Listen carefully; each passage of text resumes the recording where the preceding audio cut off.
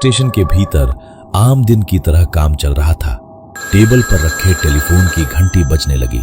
Phone receive करके हवलदार कुछ बोलता इससे पहले सामने वाला इंसान हाफते हुए बोलने लगा। वो काफी घबराया हुआ था। हवलदार ने उसकी बात कागज पर नोट कर ली। जी हम जल्द से जल्द पहुंचते हैं। फोन रखते हुए वो हाथ में पर्ची लेकर जल्दी में इंस्पेक्टर साहब की केबिन में दाखिल हुआ। सर। पर्ची सामने रखते ही इंस्पेक्टर साहब के होश उड़ गए। ये कैसे हो सकता है? चलो गाड़ी निकालो और बाकी इमरजेंसी व्हीकल्स को इत्तला करो। गाड़ी में बैठते हुए उन्हें किसी की बात याद आ गई। सर ये तो बस शुरुआत है, शायद कुछ बहुत बड़ा होने वाला है और उसे रोकने वाले सिर्फ आप ही हैं। कुछ दिन पहले मुंबई के पॉश इलाके में बनी यह गगनचुंबी इमारत शहर की सबसे ऊंची और सबसे आधुनिक इमारतों में गिनी जाती थी। लेकिन इसके भीतर दबी एक भयानक सच्चाई से बहुत कम लोग वाकिफ थे। उस दिन पुलिस उसी इमारत के सिक्योरिटी रूम में बैठी सीसीटीवी फुटेज खंगाल रही थी। एक कर्मचारी जो देर रात लिफ्ट में दाखिल हुआ था अचानक गायब हो गया था। कैमरों में रिकॉर्ड हुआ कि वो लिफ्ट में घुसा, बटन दबाया, लेकिन उसके बाद वो कहीं नहीं दिखा। न वो किसी फ्लोर पर उतरा, न किसी और दिशा में गया। इंस्पेक्टर सत्यजीत देशमुख माथे पर शिकन डालते हुए बोले, रफीक, आज तारीख क्या है? हवलदार रफीक ने जवाब दिया, शनिवार 14 तारीख। पर बोलते हुए हवलदार एकदम से चौंक गया। साहब मतलब कल 13 तारीख थी। बेवकूफों जैसी बातें मत करो। आज 14 तारीख है तो कल 13 तारीख ही रही होगी ना। ये भी कोई पूछने की बात है? साहब मैं इसलिए पूछ रहा हूँ क्योंकि मैंने एक किताब में पढ़ा था, अगर 13 तारीख शुक्रवार को आती है तो शैतानी ताकतें ज्यादा ताकतवर हो जाती है। तो क्या अब हम FIR में भूत और चुड़ैलों और आप लोग क्या बोलते हो, हाँ जिन, जिन्नात, इनके नाम लिखें? हवलदार एकदम से चुप हो गया और गुमशुदा लड़के की अखबार में छपी तस्वीर की तरफ देखने लगा। क्योंकि ये पहली घटना नहीं थी। पिछले कई सालों में इस बिल्डिंग में काम करने वाले कई कर्मचारी इसी तरह गायब हो रहे थे। इन्वेस्टिगेशन चल ही रही थी, लेकिन कोई सुराग नहीं मिल रहा था। कुछ दिनों तक ये मामला सुर्खियों में रहा, फिर धीरे धीरे सब सामान्य हो गया। कुछ महीनों बाद राहुल नाम का एक युवक उसी कॉल सेंटर में नौकरी पर लगा। वो किसी से ज्यादा घुलता मिलता नहीं था, बस अपने काम से मतलब रखता और रात देर तक काम करने के बाद अपनी बाइक से घर चला जाता। राहुल का ऑफिस 22वीं मंजिल पर था। वहां काम करने में उसे कोई अजीब बात महसूस नहीं हुई, लेकिन सब कुछ तब बदला जब रात के 11 बजे राहुल घर जाने के लिए लिफ्ट में दाखिल हुआ और ग्राउंड फ्लोर का बटन दबाया, लेकिन लिफ्ट अचानक 13वीं मंजिल पर रुक गई। दरवाजे खुले और 2 कंस्ट्रक्शन मजदूर भीतर आ गए। राहुल ने झांक कर देखा, गलियारे में हल्की हल्की रोशनी थी और कुछ मजदूर काम कर रहे थे। वे दोनों आपस में बातचीत कर रहे थे। तुझे पता है इस बिल्डिंग के नीचे एक बड़ा कब्रिस्तान था? हाँ, और यहाँ जबरदस्ती इमारत बनाई गई थी। बहुतों ने मना किया था, लेकिन बिल्डर नहीं माना। तभी यहाँ आए दिन कोई न कोई हादसा होता है। कई मजदूर मर चुके हैं। मैं तो कल से ही काम छोड़ रहा हूँ। राहुल की आंखें चौड़ी हो गईं। उसे पहली बार पता चला कि ये इमारत किसी पुराने कब्रिस्तान के ऊपर बनी थी। तभी मजदूर ने कहा, आज गुरुवार 12 तारीख है, कल शुक्रवार 13 तारीख है, मतलब मौत का जाल फैल चुका है। पता नहीं किसका नंबर आने वाला है। राहुल को एक अजीब सा डर महसूस हुआ। मजदूर उतरकर चले गए और दोबारा लिफ्ट का दरवाजा बंद हो गया। अब राहुल को उस पूरी जगह से डर लगने लगा। रह रहकर उसे लगता कि लिफ्ट में उसके अलावा और भी कोई है जो उसे देख रहा है। लिफ्ट एक एक फ्लोर नीचे सरक रही थी और हर फ्लोर के साथ राहुल के दिल की धड़कन भी बढ़ रही थी। लिफ्ट ग्राउंड फ्लोर पर पहुंची और जैसे ही लिफ्ट का दरवाजा खुला, राहुल दौड़कर ही बाहर निकला। उसने बाहर जाकर लिफ्ट के भीतर देखा। लगा कोई काली परछाई एक कोने में खड़ी है, पर तब तक लिफ्ट का दरवाजा बंद होने लगा। अगले दिन राहुल ने अपने सहकर्मी को यह सब बताया, लेकिन उसने मजाक में उड़ा दिया। उसने कहा, तू किस मंजिल की बात कर रहा है भाई? काफी देर बहस करने के बाद राहुल उसका हाथ पकड़कर जबरदस्ती लेकर लिफ्ट के पास गया।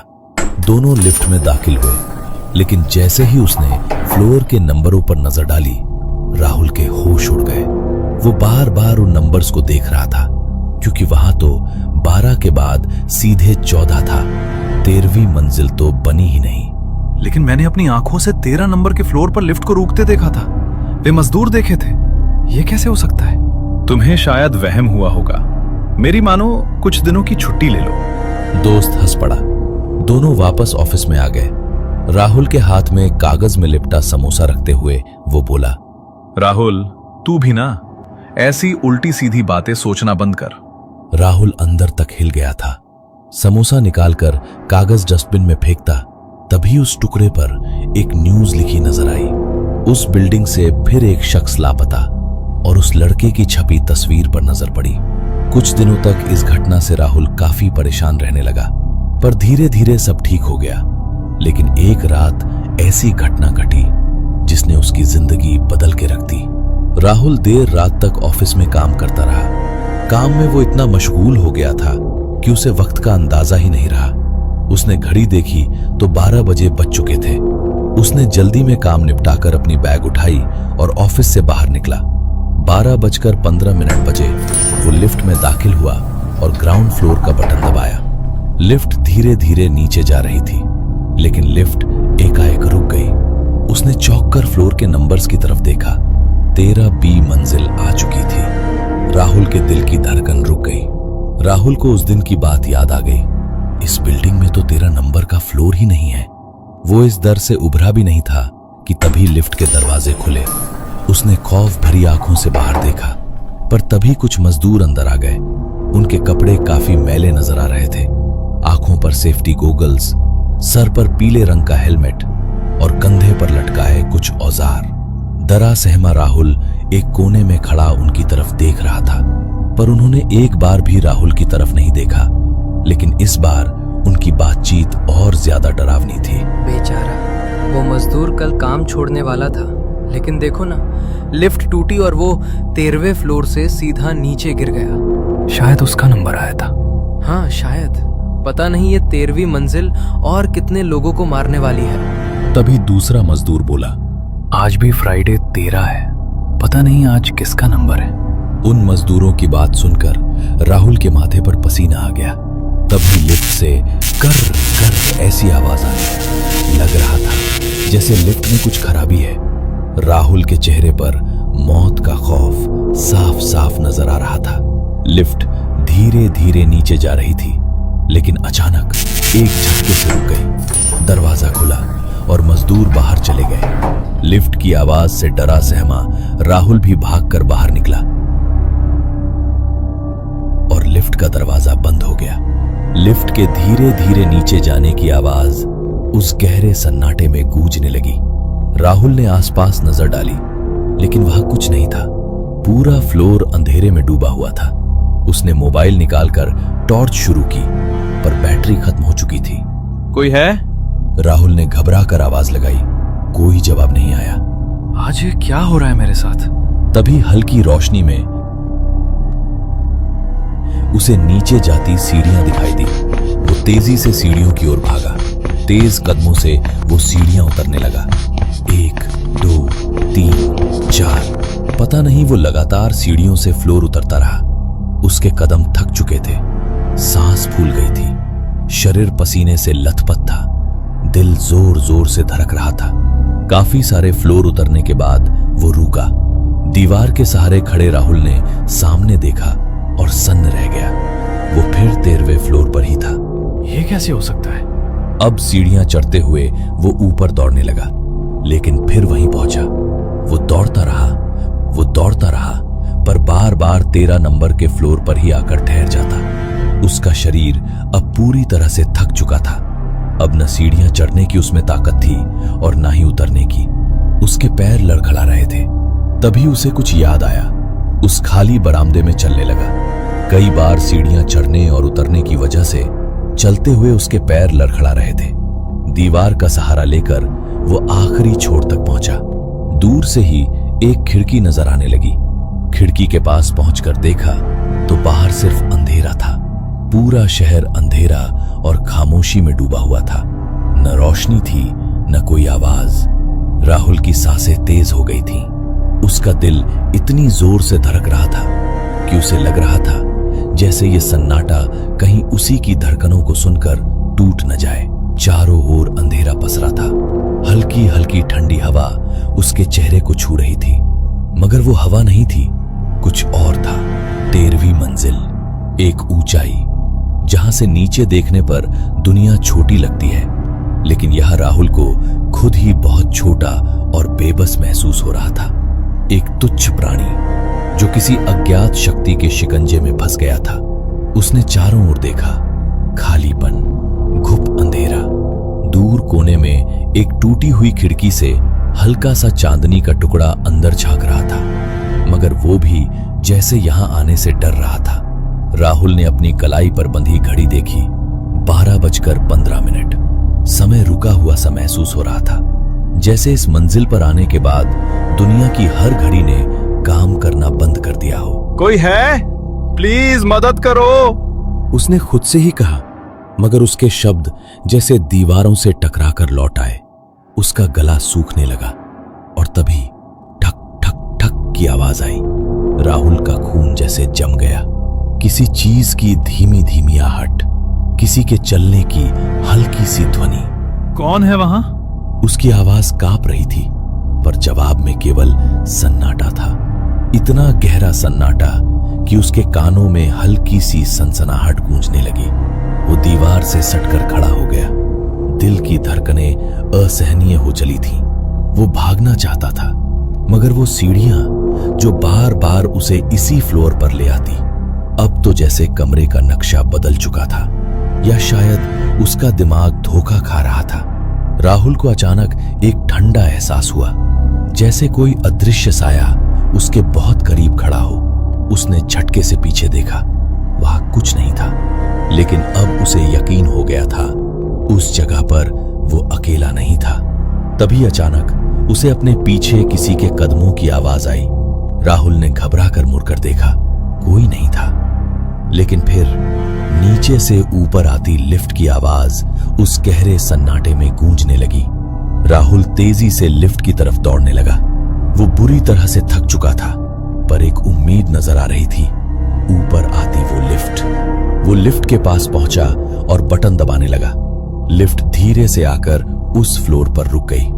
राहुल की आंखों में एक उम्मीद झलक उठी, जिंदा रहने की उम्मीद। लिफ्ट का दरवाजा खुलने लगा, पर जैसे ही राहुल भीतर जाता, लिफ्ट के अंदर कोई खड़ा था। उसने गौर से देखा, चेहरा जाना पहचाना लगा।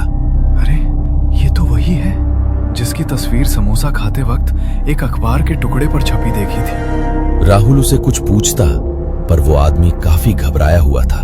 खौफ भरी आंखों से अपने आसपास देखने लगा। पसीने से लथपथ शरीर, कांपते हाथ।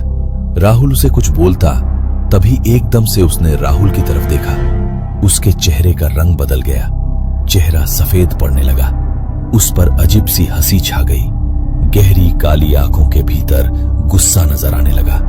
उसके होंठ हिले और आवाज राहुल के कानों में गूंजने लगी, आज फ्राइडे 13 है।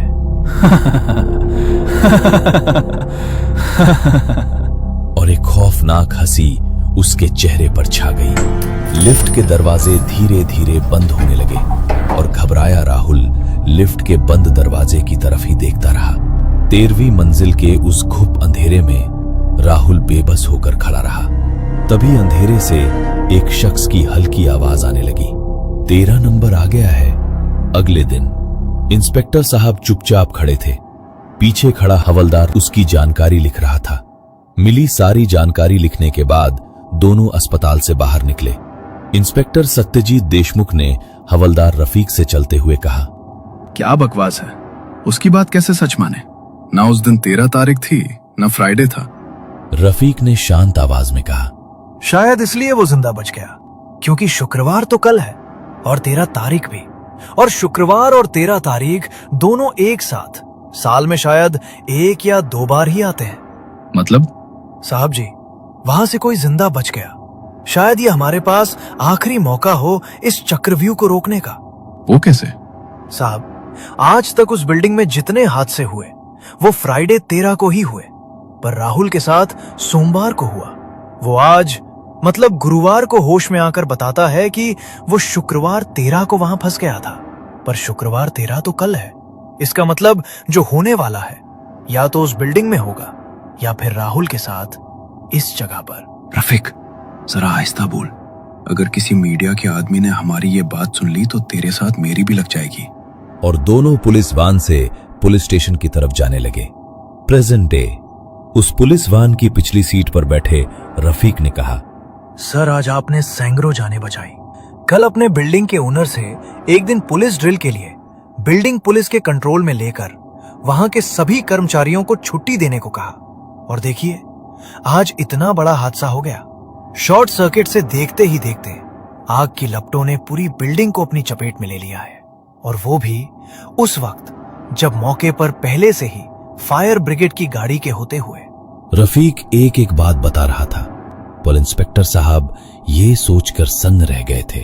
अगर कल मैं राहुल और रफीक की बात को नजरअंदाज करता तो उस बिल्डिंग में आज कितनी लाशों का ढेर लगता।